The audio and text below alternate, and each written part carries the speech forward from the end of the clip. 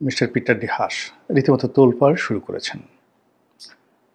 তিনি যখন মার্কিন রাষ্ট্রদূত হিসেবে দায়িত্বরত ছিলেন, সেই সময়টিতে শেখ হাসিনার পতন, মার্কিন দূতাবাসের তৎপরতা এবং মার্কিন যুক্তরাষ্ট্রের যে দক্ষিণ এশিয়া বিষয়ক রাষ্ট্রদূত এবং উপমন্ত্রী মিস্টার ডোনাল্ড লু, তার যে তৎপরতা ওই সময়টিতে বাংলাদেশে রীতিমতো আলোড়ন তৈরি করে ফেলেছিল। বিএনপির যারা লোকজন রয়েছেন তারা মিস্টার পিটার ডি হাসের সঙ্গে একটি বৈঠক, একটি কথাবার্তা বলে যে তৃপ্তি পেতেন এবং তাদেরকে যেভাবে আনন্দে উদ্বেলিত করত।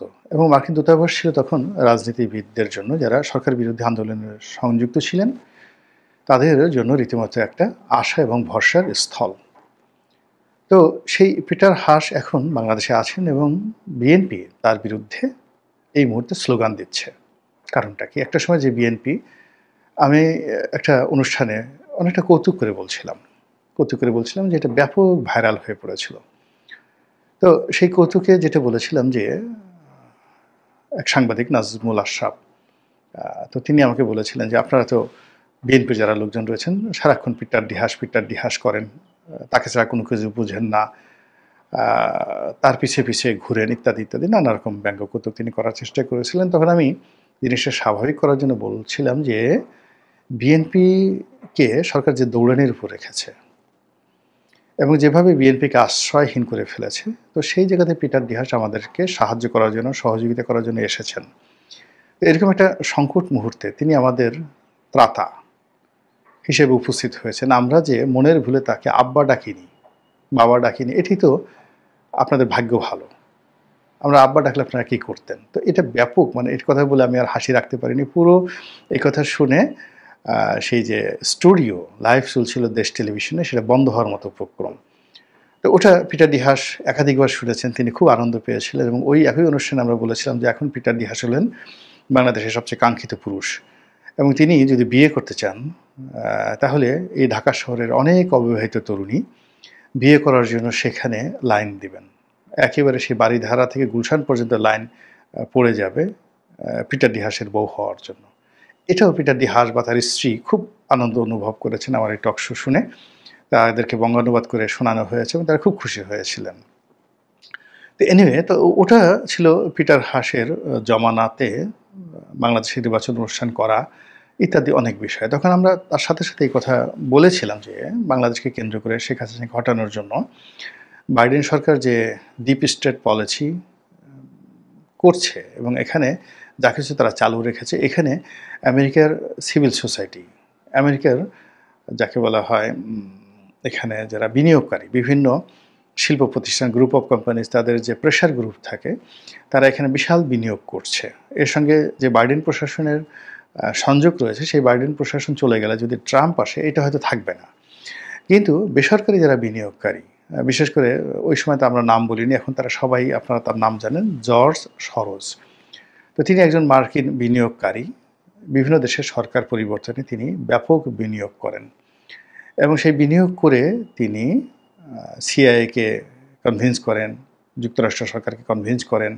তার সঙ্গে সঙ্গে তিনি তার নিজস্ব বিভিন্ন এনজিওর মাধ্যমে, ইউএস সরকারের ইউএস এইড থেকে শুরু করে আরও অনেকগুলো ইউরোপ আমেরিকার এনজিও রয়েছে যেখানে জর্জ সরোজের সরাসরি বিনিয়োগ রয়েছে। তারা সেই এনজিওর মাধ্যমে কোটি কোটি ডলার বিভিন্ন দেশে বিনিয়োগ করে একটা সরকারের পতন ঘটান।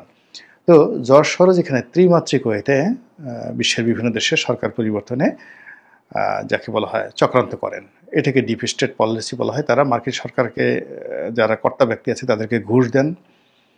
ওখানে পলিসি লেভেলে তারা যারা পলিসি গ্রহণ করেন তাদেরকে কনভিন্স করার জন্য লবিস্ট নিয়োগ করেন। দ্বিতীয়ত তারা যে কাজটি করেন সেটা হলো আমেরিকান এবং ইউরোপিয়ান অনেকগুলো এনজিওর মাধ্যমে তারা প্রচুর, যেমন বাংলাদেশে বলা হয় থাকে 700 মিলিয়ন, মানে 700 মিলিয়ন ডলার বা 70 মিলিয়ন ডলার, কি যেন একটা 31 মিলিয়ন ডলার বা 50 মিলিয়ন ডলার, এরকম একটা কথাবার্তা, 2 নম্বরই কথাবার্তা ডোনাল্ড ট্রাম্প বলেছেন যে সেই ডিপ স্টেটের যে পলিসি, সেই পলিসির মাধ্যমে বাংলাদেশে এই প্রায় 50 মিলিয়ন ডলার অথবা 31 মিলিয়ন ডলার এরকম একটা কথা শুনেছিলাম। যে বাংলাদেশে দেওয়া হয়েছে এই শেখ হাসিনার পতন ঘটানোর জন্য। এটা মূলত আমেরিকান সরকারের যে সরাসরি বিনিয়োগ যা খরচ করেন মন্ত্রীর পিছনে, এমপিদের পিছনে, কংগ্রেসম্যানদের পেছনে, এমপি মানে কংগ্রেসম্যানদের পিছনে, সিনেটরদের পিছনে। তো এটার বাইরে গিয়ে যাকে বলা হয় যে এনজিও তাদের মাধ্যমে। আর একটা হলো একেবারে সরাসরি এখানে বিনিয়োগ করেন যশ সরোজ তার অফিস স্টাফদের মাধ্যমে বিভিন্ন দেশে গিয়ে সরাসরি নিজেরা এজেন্ট নিয়োগ করেন, অস্ত্র দেন, টাকা দেন, মাদক দেন, বিভিন্ন দিয়ে ওই দেশের পরিস্থিতিটিকে একটা বিপ্লবের জন্য বা একটা সরকার পরিবর্তনের জন্য উপযুক্ত করে তোলেন। তো সেই অর্থে আমরা তখন বলেছিলাম যে এখানে জো বাইডেন সরকার চলে যাওয়ার পরও জর্জ সরোজকে থামানো যাবে না। তিনি এনজিওর মাধ্যমে, প্রাইভেট কোম্পানিগুলোর মাধ্যমে এবং তার নিজের বিনিয়োগের মাধ্যমে বাংলাদেশে যে তৎপরতা, এই তৎপরতা তিনি চালাবেন। তো সেটা দেখা গেল যে 2024 সালে নির্বাচন হয়ে যাওয়ার পরে ফার্স্ট পার্ট সরকারের যে ডিপ স্টেটের যে ফার্স্ট পার্ট এরা বলতে গেলে আত্মসমর্পণ করলেন। ডোনাল্ড লু থাকলেন সেখানে, কিন্তু পিটার ডি হাস আত্মসমর্পণ করলেন। কিন্তু ডোনাল্ড লু আরও আপার লেভেলের যাকে বলে খেলোয়াড় ছিলেন, যেটা পিটার ডি হাস বুঝতে পারেনি। পিটার ডি হাসকে এখান থেকে সরিয়ে দেওয়া হলো, নতুন চার্জ অ্যাফেয়ার্স নিয়োগ দেওয়া হলো এবং পিটার ডি হাস বাংলাদেশ থেকে বিদায় নিয়ে আমেরিকাতে চলে গেলেন। পরবর্তীতে যখন শেখ হাসিনার সরকার নির্বাচন হয়ে গেল, তখন ডোনাল্ড লু ওখানে বসে ডিপ স্টেটের যে দ্বিতীয় স্তর এটি চালু করলেন উইদাউট পিটার ডি হাস। কিন্তু পরবর্তীতে যখন ডোনাল্ড ট্রাম্প সরকার ক্ষমতা আসলো, তখন সরকারের পক্ষ থেকে ডিপ স্টেটের যে অংশটি প্রমোট করা হচ্ছিল সেই অংশটি বাদ হয়ে যায় এবং সেখানে পিটার ডি হাস তো আগেই বাদ পড়েছিলেন, ডোনাল্ড লুকেও বাদ দেওয়া হয়। তো ডোনাল্ড লুকে বাদ দেওয়া হওয়ার পর সরকারের অর্থাৎ মার্কিন সরকারের যে ডিপ স্টেটের বিনিয়োগ আমেরিকান সরকারের পক্ষ থেকে এবং জর্জ সরোজের পক্ষ থেকে ওটা বন্ধ হয়ে যায়। কিন্তু বেসরকারি খাতে, এনজিও খাতে তার যে বিনিয়োগ জর্জ সরোজের, এটা কিন্তু বন্ধ হয় না। এবং আমরা দেখতে পেরেছি যে ডক্টর মোহাম্মদ ইউনূস ক্ষমতা আসার পর জর্জ সরোজের ছেলে বাংলাদেশে এসেছেন এবং সরাসরি ডক্টর মোহাম্মদ ইউনূসের সঙ্গে দেখা করেছেন।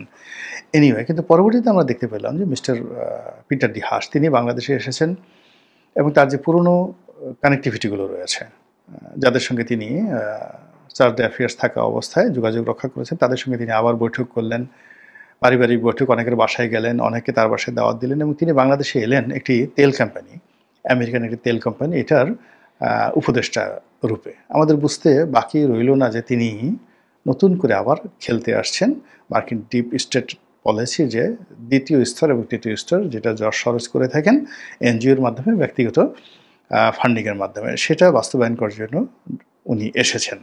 তো আমরা সন্দেহ করছিলাম তলে তলে তিনি যে কাজগুলো করছেন বা করবেন এগুলো নিয়ে, কিন্তু আমরা কোনো প্রমাণ পাচ্ছিলাম না। কিন্তু অতি সম্প্রতি যেটা দেখা গেল যে পিটার ডি হাস ঠিক আগস্ট মাসের 5 তারিখে, যেদিন ব্যাপক করে ঘটা করে সরকারের পক্ষ থেকে জুলাই আগস্ট বিপ্লবের যে ঘোষণাপত্র এটি করা হবে এবং ঢাকাতে ব্যাপক আয়োজন করা হচ্ছে এই অনুষ্ঠানটিকে উদযাপন করার জন্য, জুলাই আগস্ট বিপ্লবের 1 বছর বর্ষপূর্তি। তো সেই দিন এনসিপি, সেই এনসিপির যারা কর্তা ব্যক্তি রয়েছেন, নাসিরুদ্দিন পাটোয়ারি থেকে শুরু করে সার্জিস, মাহফুজ যায়নি, সার্জিস, তারপরে অন্যান্য যারা আছেন, তারা 6-7 জন কক্সবাজারে গেলেন এবং একটা হোটেলে, সেখানে গিয়ে পিটার ডি হাসের সঙ্গে দেখা করেছেন, বৈঠক করেছেন। এরকম একটা খবর চাউর হয়ে গেল। সত্য মিথ্যা নিয়ে এখন তর্ক বিতর্ক হচ্ছে, কিন্তু এরকম একটা খবর চাউর হয়ে গেল। এবং এটাকে প্রোটেক্ট দেওয়ার জন্য সেই তারা যে হোটেলে ছিলেন রয়্যাল টিউলিপ, সেই হোটেলের বাইরে বিএনপি নেতাকর্মীরা বিক্ষোভ মিছিল করতেছিল। আজকে আমি ভিডিওটি করছি 7 তারিখে, আগস্ট মাসের 7 তারিখে। এখন তারা কি ঢাকায় এসেছেন, ওখানে বিএনপির নেতারা কি করেছেন না করেছেন, এরকম আপডেট খবর আজকের দিন পর্যন্ত আমার কাছে নেই। কিন্তু ওই যে গতকালের খবর, 5 তারিখের যে খবর, সেই খবর যেটা হয়েছে সেটা হলো বাংলাদেশের রাজনীতিতে এখনও নাক গলাচ্ছেন পিটার ডি হাস। এবং পিটার ডি হাস যদি নাক গলান, সঙ্গতি করেন তার সঙ্গে জর্জ সরোজ রয়েছে, তার সঙ্গে মার্কিন ডিপ স্টেট পলিসি রয়েছে এবং সেই পলিসির প্রেক্ষাপটে এই যে বক্তব্যটি আসছে সামনে। এবং পিটার ডি হাসের যে মানে তেল রয়েছে, তেল মানে তিনি একটা তেল কোম্পানির প্রধান রূপে এখানে এসেছেন এবং সেই কোম্পানি এই কাজটি কি শেখ হাসিনার জমানায় পেয়েছে না ইউনূসের জমানাতে পেয়েছে, দিস ইজ কোশ্চেন।